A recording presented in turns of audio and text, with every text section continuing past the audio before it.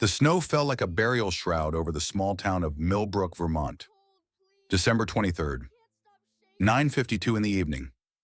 The kind of cold that doesn't just touch your skin, it reaches inside your chest and wraps itself around your heart. And on the frozen sidewalk, pressed against the brick wall of Morrison's bakery, a woman sat dying. Not quickly, not dramatically, but slowly, quietly, the way mothers sometimes do, giving everything they have until there's nothing left to give. Grace Sullivan's hands were pressed together against her chest, cracked from cold, trembling from weakness, but still folded in prayer. Her lips moved, though no sound came out. Lord, I'm not asking for myself anymore. She had stopped asking for herself the day they buried Daniel. 18 months of watching cancer consume the man she loved. 18 months of hoping, praying, bargaining with God for just one more week, one more day, one more hour. In the end, she got nothing. But Eli, he's only 4. He still believes you're listening. Her son was curled against her chest, his small body wrapped in her thin coat because his own wasn't warm enough. In his tiny fist, he clutched a tarnished pocket watch, his father's last gift. The only thing they hadn't sold, hadn't pawned, hadn't traded for one more meal. Please, don't let him stop believing. Not tonight. 3 days without food. Every crumb that came their way went to Eli. Every scrap, every miracle of kindness from strangers who didn't look too closely, who didn't ask too many questions. Grace's body was shutting down. She could feel it in the way her thoughts blurred at the edges, the way her heart seemed to skip and stutter, the way the cold didn't even hurt anymore. That last part scared her most of all. When the cold stops hurting, it means your body has stopped fighting. Daniel, if you can hear me wherever you are, I tried so hard, but I don't know how much longer I can keep him safe. Her eyes drifted closed, and beside her, a 4-year-old boy stirred awake. Eli noticed it immediately, the way his mother's chest wasn't rising and falling the way it should. He shook her gently, then harder. Mommy? Mommy, wake up. No response. He pressed his small hand against her cheek. It was cold, colder than his own frozen fingers. Panic should have come. Terror should have swallowed him whole. But Eli Sullivan had learned something in his 4 years of life that most adults never understand. When everything is falling apart, you don't scream. You pray. He closed his eyes, folded his hands the way his mother had taught him, and whispered into the frozen December night, Dear God, it's Eli again. Mommy needs help. I know you're busy with all the Christmas stuff, but Daddy said you always listen to kids first. Please send someone, anyone. I'll be good forever, I promise. He opened his eyes. The bakery window glowed just a few feet away. Warm light, the smell of bread and cinnamon drifting through the cracks. Eli looked at his mother's pale face, then at the light. He leaned down and kissed her cold hand. I'll be right back, Mommy. I'm going to find you a miracle. The bell above the door chimed as he pushed it open. Inside Morrison's bakery, the world was warm and golden. Display cases filled with bread, the scent of cinnamon rolls and fresh coffee. A grandmother-type woman behind the counter, Mrs. Patterson, 63 years old, worked at the bakery for 20 years. She looked up and froze. A snow-covered child stood in the doorway, 4 years old, maybe 5, shivering so hard his teeth chattered like dice in a cup. His coat was too thin, his shoes were held together with tape, and his eyes, God help her, those eyes. They belonged to someone who had seen too much, who had learned not to cry because crying doesn't change anything. He walked to the counter, stood on his tiptoes to see over the edge, and in a voice that was small but steady, so heartbreakingly steady, he said, Excuse me, ma'am, do you have any bread that's expired? The kind you throw away? Mrs. Patterson's hand flew to her mouth. Mommy hasn't eaten in 3 days, the boy continued. She keeps saying she's not hungry, but I know she's lying. Mommies lie sometimes, to protect their kids. Tears spilled down the old woman's cheeks. I don't have money, Eli added quickly, but I can work. Daddy taught me to sweep before he went to heaven. I'm really good at sweeping. Before Mrs. Patterson could find her voice, the bell chimed again. A man stepped inside, tall, gray streaks in his dark hair, the kind of face that had known success and loss in equal measure, weathered, distinguished, but carrying invisible weight behind his eyes. He carried a 5-year-old girl in his arms.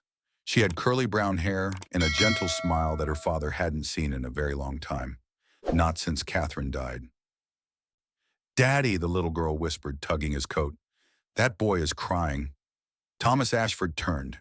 He saw Eli, this tiny snow-soaked child standing alone, and felt the walls around his heart tremble. "Son."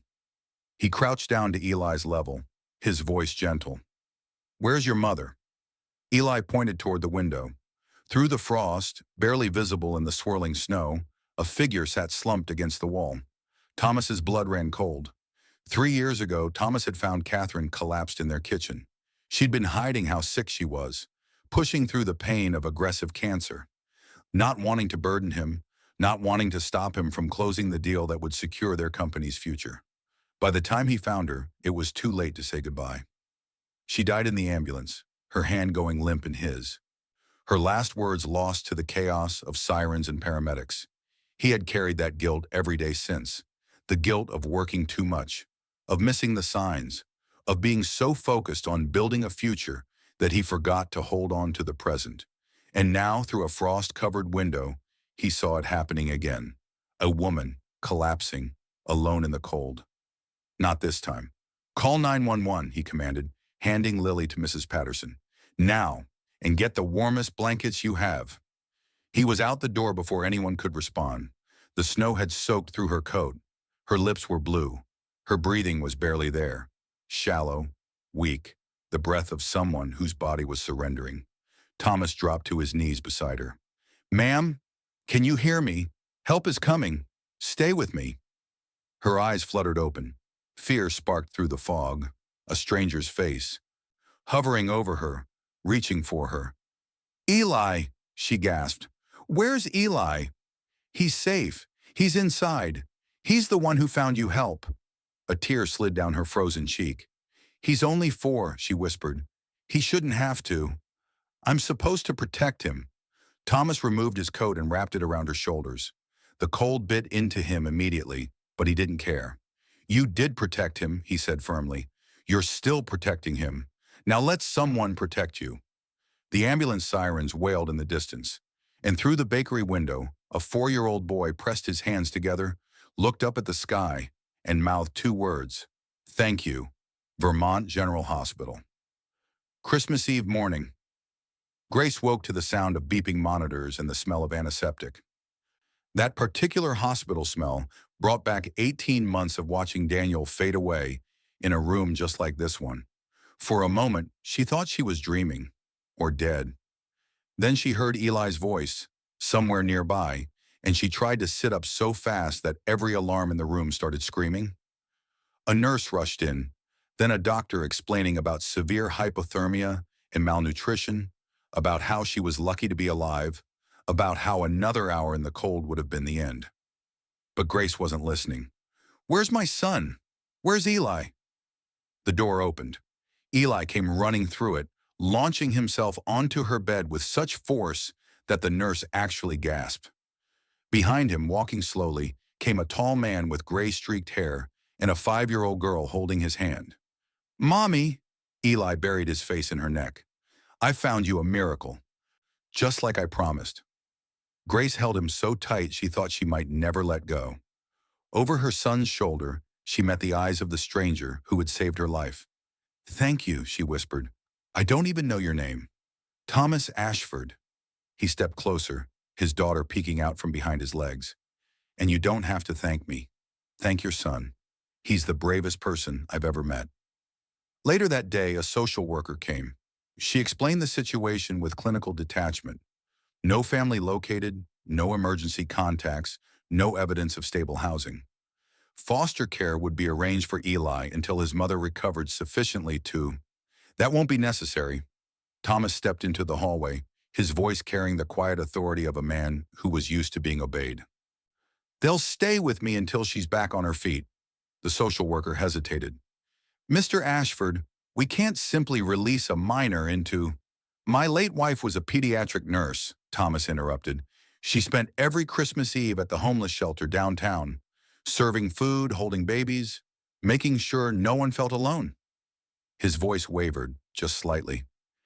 If Catherine were here, she would have invited them home before I even finished asking. December 24th. Late afternoon. Thomas's home was beautiful in the way that expensive things are often beautiful. Elegant furniture, tasteful decorations, a Christmas tree that reached almost to the ceiling. But something was missing. Grace felt it the moment she stepped inside. The house was immaculate, but it wasn't alive.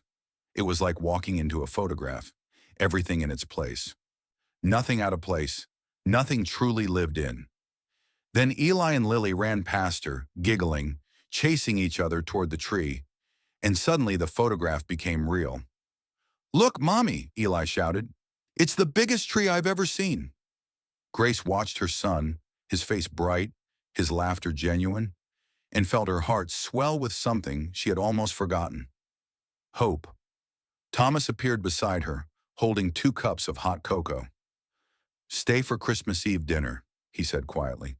"No strings, no obligations, just company." Grace wanted to refuse. Pride told her to refuse. She had spent 2 years learning to survive without help, without charity, without depending on anyone except herself and God. But then Lily took Eli's hand and led him toward a box of ornaments, chattering about her favorite angel. And Grace realized this wasn't about her pride anymore. "Okay," she whispered. "Thank you."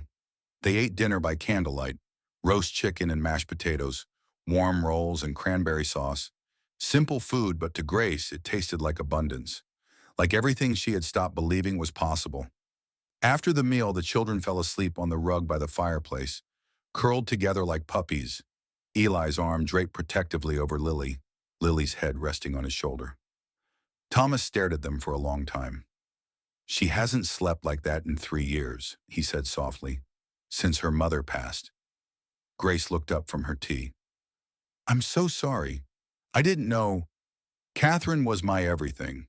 She worked as a pediatric nurse, then went back to school, became a physician. She gave her whole self to her patients." He paused, gathering words that had been locked away for too long. "She got sick, cancer, the aggressive kind. But she didn't tell me how bad it was. Kept working through the pain, hiding the symptoms, not wanting to worry me." His hands tightened around his mug. "She called me the night before. Said she was tired. I thought she meant emotionally. I told her to rest, that I'd be home soon, that the deal I was working on would secure our future forever." A pause, a breath that shook. By morning, she was gone, and I've spent 3 years wondering if she was trying to say goodbye, and I was too busy to listen. Grace set down her tea, reached across the space between them, placed her hand over his.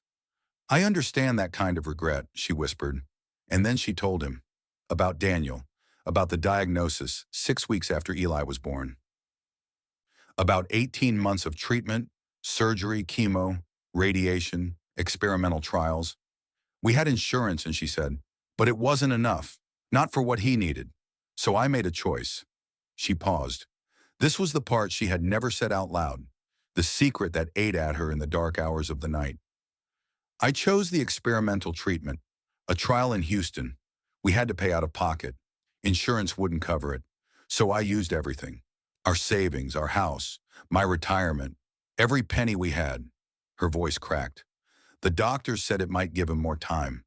6 months, maybe a year. Long enough for Eli to remember him." Tears spilled down her cheeks. "It didn't work. He died anyway. And I left our son with nothing. No home, no savings, no safety net. I gambled with his future because I couldn't let go of his father." Thomas's hand tightened around hers. "That's not gambling," he said quietly. "That's fighting for someone you love. That's what love looks like sometimes. Messy and desperate and completely irrational, but still love." Grace looked at him, this stranger who had saved her life, who was holding her hand in a candlelit room while their children slept. "Can I tell you something I've never told anyone?" she whispered. He nodded. 3 nights ago, when Eli was asleep, I thought about walking to the river, about stepping in, about letting the current take me somewhere he'd never have to see." Thomas stopped breathing. "I thought, if I was gone, someone would find him. Someone would take him somewhere warm. He'd be better off without a mother who couldn't even feed him." Tears streamed down her face. My son saved my life when he walked into that bakery, but I think you might have saved something deeper. The clock struck midnight, Christmas Day, and in the silence that followed, two broken people recognized each other, not as rescuer and rescued, but as equals, both carrying wounds, both learning to heal. Christmas morning arrived with the sound of children's laughter. Thomas had quietly arranged for gifts to appear under the tree. Nothing extravagant, just thoughtful. A stuffed bear for Eli, a dollhouse for Lily, a leather-bound journal for Grace, with an inscription on the first page, "For your new chapter, may it be filled with hope." Eli opened his gift, hugged the bear tight, and then looked up at Thomas with those deep, knowing eyes. "Mr. Thomas, can I ask you something?" "Of course, son. Are you going to be our family now?" The room went still. Grace flushed with embarrassment. "Eli, that's not—" But Thomas held up his hand. He knelt down to Eli's level, his voice gentle. "I don't know what the future holds," he said honestly, "but I know that family isn't just about blood. It's about the people who show up when things get hard. And I'd like to keep showing up for you and your mom, if that's okay."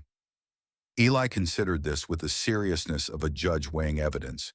Then he climbed into Thomas's lap, wrapped his small arms around his neck and whispered, "Daddy went to heaven, but maybe God sent you so we wouldn't be alone." Thomas held this child, this brave, faithful, impossible child, and felt tears sliding down his cheeks for the first time in 3 years. 2 days later, the trouble began. Richard Kane arrived unannounced. Thomas's lawyer, business partner, and oldest friend, a man who had stood beside him through Catherine's funeral and the dark months that followed. "We need to talk," Richard said, his face grim. They stepped into Thomas's study. Through the window, Grace and the children were building a snowman in the yard, their laughter drifting through the glass. "The board is concerned," Richard began. "About what?" "About this." Richard gestured toward the window. "A homeless woman, a child, living in your house, having access to your accounts, your property, your daughter." Thomas's jaw tightened. "I've done nothing improper." "I know that, but appearances matter. The merger with Pinnacle Industries, $200 million, Tom, depends on their confidence in your judgment. If they think you're emotionally compromised, are you asking me to throw a grieving mother and her child back onto the street to protect a business deal?" Richard sighed. "I'm asking you to think about what Catherine would have wanted." Thomas stepped closer. His voice dropped to something dangerous. "Catherine spent every Christmas Eve serving homeless families. She volunteered at free clinics. She would have given Grace the clothes off her back." He pointed toward the window. "Do you see that boy out there? He walked into a bakery 3 nights ago and asked for expired bread because his mother hadn't eaten. He prayed for a miracle, and somehow I was the answer. Me, a man who stopped praying the day his wife died." His voice broke. "Don't ever use Catherine's name to justify cruelty." Richard left, but the threat remained. Grace heard everything. She found Thomas in his study that evening, staring out at the falling snow. "I should go," she said quietly. "I won't let you lose everything because of us." Thomas turned. "You want to know the truth? I've spent 3 years running a company that means nothing to me, building something Catherine will never see, coming home to a house full of silence." He stepped closer. "These past few days, my daughter has been laughing again. This house feels like a home again. If I have to choose between a merger and watching your son say grace at the dinner table, I choose the prayers. Every time." Grace didn't know what to say. No one had ever chosen her before. 6 months passed. Spring arrived in Millbrook, painting the world in shades of green and gold. The snow melted. The flowers bloomed. And in Thomas Ashford's house, something else was blooming too. Grace had found a job at the community center, a small music program for underprivileged children. The pay was modest. The hours were long, but every morning she woke up with purpose. And every evening she came home to a house full of laughter. The children had become inseparable. Eli taught Lily how to pray, really pray, not just recite words. Lily taught Eli how to play piano, badly with more enthusiasm than skill. The sound of their fumbling melodies was the most beautiful music Grace had ever heard. Thomas watched it all unfold. He watched Grace transform from the broken woman in the snow to someone radiant with purpose. He watched his daughter learn to smile again, to laugh again, to believe in goodness again. He watched himself fall in love, slowly, carefully. The way you learn to trust again after betrayal, testing each step, afraid to hope, but hoping anyway. On a warm evening in June, a letter arrived. Grace sat alone in the guest room, holding an official envelope with a Boston return address. Inside, a job offer from St. Mary's Academy of Music, one of the most prestigious music schools in New England. Choir director, full benefits, housing assistance, a salary that would give Eli everything she had never been able to provide, everything she had prayed for during those dark months on the street. But accepting would mean leaving Vermont, leaving the community center, leaving the children she had grown to love, leaving Thomas. She read the letter again, then again. Lord, I prayed for stability. I prayed for a second chance. And now it's here. But why does it feel like choosing one blessing means losing another? Thomas found her on the porch that night, staring at the stars. You've been quiet all day, he said, sitting beside her. She handed him the letter without a word. He read it. His expression remained carefully neutral. Boston, he said finally. That's incredible. They'd be lucky to have you. If I take it, Eli and I would leave by the end of the month. Silence stretched between them. What do you want, Grace? I don't know. Her voice trembled. For so long, I just wanted survival. A job, stability, a chance to give Eli the life he deserves. She turned to face him.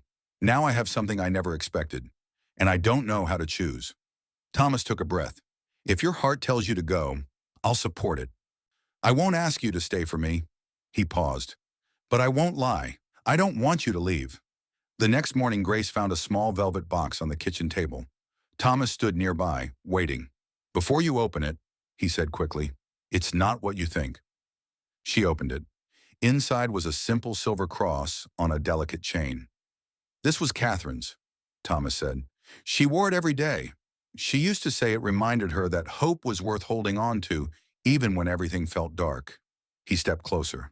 I stopped believing in hope the day she died. I stopped believing in a lot of things. But watching your son pray every night, watching you rebuild your life from nothing, I think maybe I'm ready to believe again. Grace's eyes filled with tears. I'm not asking for anything except time, Thomas continued. Time to see where this goes. But I wanted you to have this. Because whatever you decide, you brought light back into my life, into my daughter's life, and I don't think I can ever thank you enough. Grace held the necklace against her heart. Catherine sounds like she was an incredible woman. She was. Thomas's voice was soft. And I think she would have loved you. That evening, Grace sat alone with her journal, the one Thomas had given her at Christmas. She began to write, Daniel, if you can see me now, I think I've found something I didn't know I was looking for. Not just safety, not just provision, but people who see us, who want us. Is it wrong to want that? Is it too soon? She paused, looked out the window at Eli and Lily chasing fireflies in the yard. I spent so long surviving that I forgot what it felt like to live. But these past 6 months, I remembered. Boston would give us security, but this place has given us something more. Family. She closed the journal. Her decision was made. The next morning, Grace found Thomas in his study. I've made my choice, she said. He braced himself. I'm not taking the job in Boston. Thomas exhaled. Grace, if you're staying because you feel obligated, I'm not. She stepped closer. I'm staying because I choose to. Not for you. Not for security. For me. For Eli. For what we're building here. She took a breath. But I'm not staying as someone who needs to be saved. I want to build something of my own. The community center has offered me a full-time position. I want to expand the music program. Create something for children who have nothing. Like Eli once had nothing. Her voice strengthened. Catherine believed in helping people who couldn't help themselves. Maybe I can carry that forward. In my own way. Thomas looked at her, really looked at her, and saw not the broken woman from the snow, but someone transformed. someone strong. I think Catherine would be proud, he said quietly. I hope so. Grace smiled. Because I'm not going anywhere. 1 week later, Richard Kane delivered the news. Pinnacle pulled out of the merger. The CEO heard about your situation, decided you're too much of a risk. Thomas nodded slowly. Okay. Richard stared at him. Okay?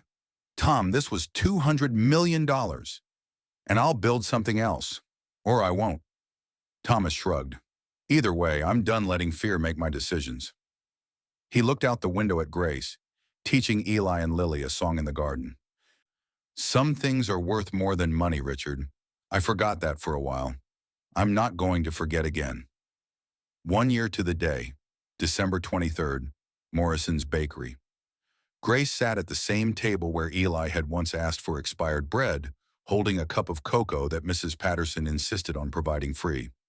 For my favorite miracle family, the old woman had said, wiping tears from her eyes. Thomas sat across from her.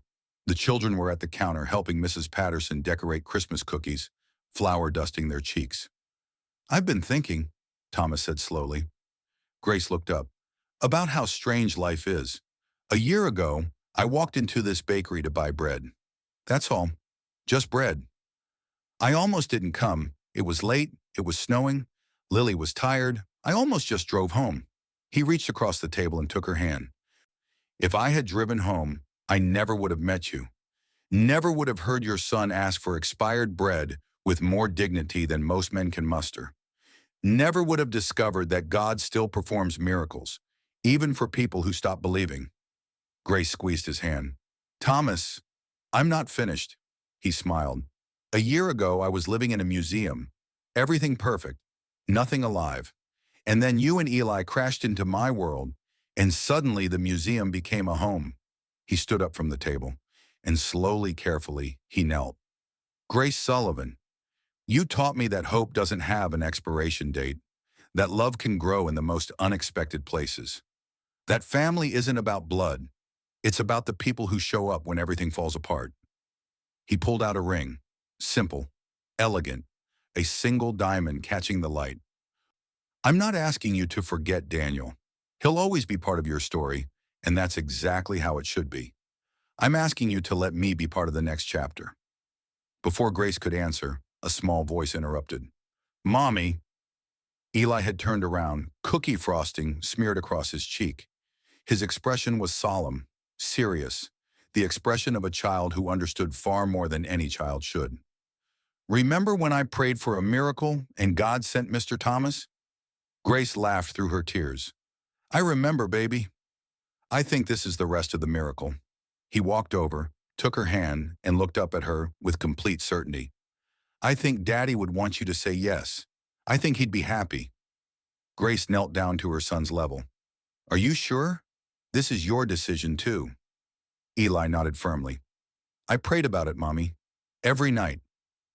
And I feel it in my heart. Daddy sent Mr. Thomas to us from heaven, so we wouldn't be alone anymore. Grace pulled him into her arms, tears streaming down her face. Then she stood, turned to Thomas, took his face in her hands. Yes, she whispered, 1,000 times yes. They married on December 23rd, 2 years to the day since a 4-year-old boy walked into a bakery and asked for expired bread. The ceremony was small, just family, just friends, just the people who mattered. Mrs. Patterson closed the bakery early so everyone could attend. Grace's choir children sang Amazing Grace in harmonies that weren't quite perfect, but were absolutely beautiful. Eli walked his mother down the aisle, clutching his father's pocket watch in one hand and Lily's fingers in the other. At the altar, Thomas took Grace's hands. I vow to show up, he said, every day, in joy and in sorrow. I vow to be the miracle your son prayed for, even when I don't feel miraculous. I vow to love you, not instead of Catherine, not in place of Daniel, but alongside them, because love doesn't replace what was lost. It builds something new. Grace smiled through her tears. I vow to believe, she said, in you, in us, in second chances and unexpected grace. I vow to keep praying, keep hoping, Keep trusting that God knows what he's doing, even when the path doesn't make sense. The minister smiled. By the power vested in me, I now pronounce you husband and wife. Later that evening, the four of them stood by the Christmas tree in their home. Eli held up a small chalkboard sign, "Our family, second Christmas together." Lily giggled. Grace wiped her eyes. Thomas held them all close. And then Eli did something that made every heart in the room overflow. He pulled out his father's pocket watch, held it against his chest, closed his eyes. "Daddy," he whispered, "it's Eli. I just wanted to tell you. We found our family. Mr. Thomas takes care of us now. He makes Mommy smile.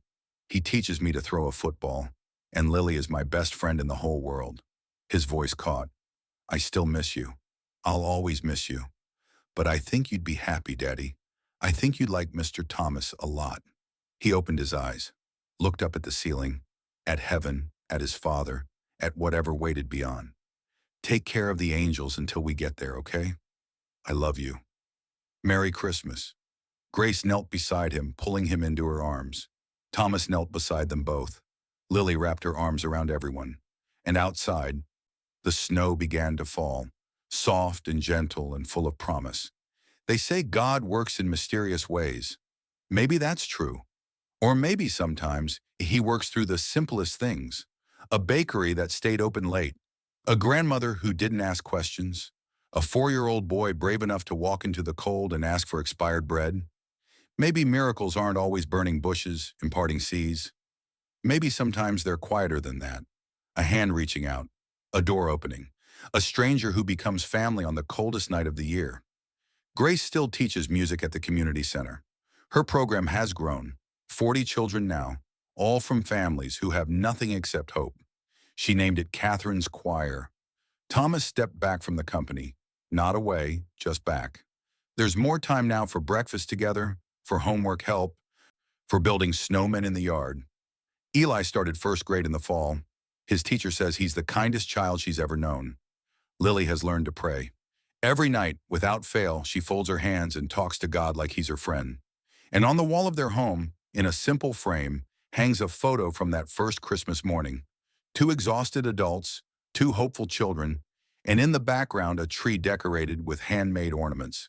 Beneath it, in Eli's careful handwriting, "Home is not where you were born, it's where someone waits for you. And sometimes home is a miracle you almost missed, but didn't.